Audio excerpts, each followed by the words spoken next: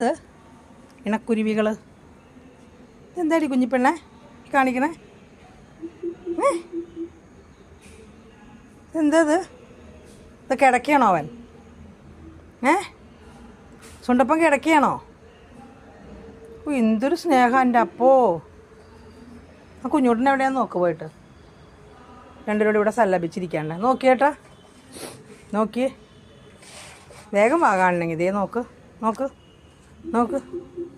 ഇത് കണ്ടോ?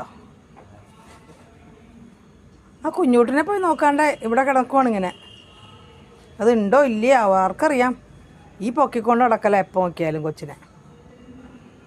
ഓ, സുണ്ടപ്പൻ എന്ത് പാവായിട്ട് ഇരിക്കണേ നോക്കിയേ.